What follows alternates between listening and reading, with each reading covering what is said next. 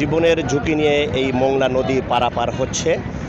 দৈনিক সকালে এবং বিকালে এখান থেকে প্রায় লক্ষাধিক মানুষ নদীর এপার থেকে ওপারে যায়, কারণ মোংলা বন্দর সহ এখানে 53টি শিল্প প্রতিষ্ঠান রয়েছে। এই শিল্প প্রতিষ্ঠানে লক্ষাধিক শ্রমিক কর্মচারী রয়েছে, তারা কিন্তু এখান থেকে এই নদী পার হয়ে ওপারে চলে যাচ্ছে। নিম্নচাপ, একদিকে বৃষ্টি আর একদিকে নদীর পানিও বৃদ্ধি পেয়েছে, তার মধ্যেও জীবনের তাগিদে মানুষগুলা কিন্তু এখান থেকে পার হয়ে তার কর্মস্থলে যাচ্ছে। নারী পুরুষ তারা তাদের সংসারের তাগিদে, তাদের জীবন বাঁচানোর তাগিদে কতটা ঝুঁকি নিয়ে মানুষ এখান থেকে পারাপার হচ্ছে। তবে এখানে যে একটি পাকা ঘাট ছিল মামার ঘাট, সেই মামার ঘাটে নদীর গর্ভে বিলীন হয়ে যাওয়ার পরে এখানে ছোট্ট একটি কাঠের ব্রিজ তৈরি করা দেওয়া হয়েছে।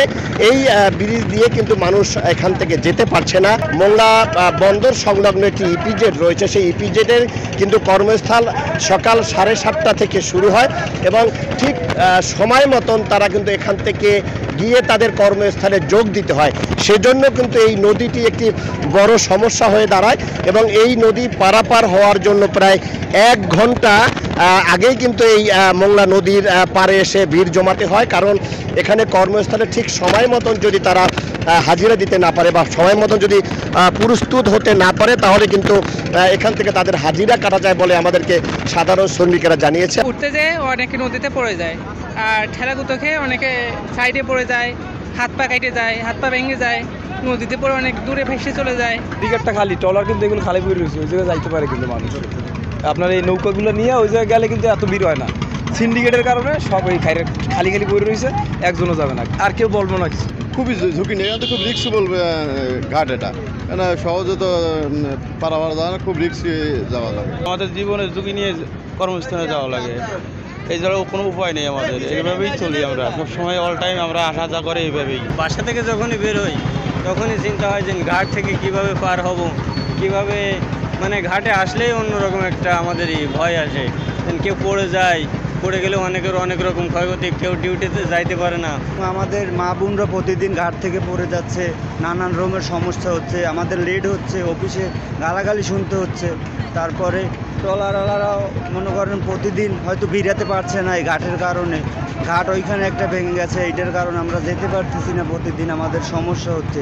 এত পরিমাণে ভিড়, এই অন্তবাকে আপনার মোংলা জরুরিভাবে একটা ব্রিজের দরকার। ওপারে যখন গার্মেন্টস হয়েছে, হয়েছে, মানুষ পারাপারে যে কত ভোগান্তি। আমি এখন গাড়ি পাবো না, অনেকে গার্মেন্টসের ছেলেমেয়েরা যাই আবার দেখা যাচ্ছে গেট আটকাই দেবে, ভিতরে ঢুকতে দেবে না, তখন টাইমের ওভার হয়ে গেলে আমরা বিশাল সমস্যা আছি। শুধু একটা ব্রিজ যদি হইতো, এই অঞ্চলের মানুষ অনেক শান্তিতে থাকতে পারবে।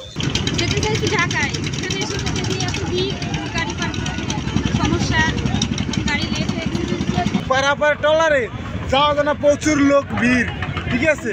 এখানে এই 1.5 ঘন্টা হয়েছে আমি এই দাঁড়ায় কিন্তু যাইতে পারতেছি না, গাড়ি উঠতে পারতেছি না, খুব কষ্টে আছে।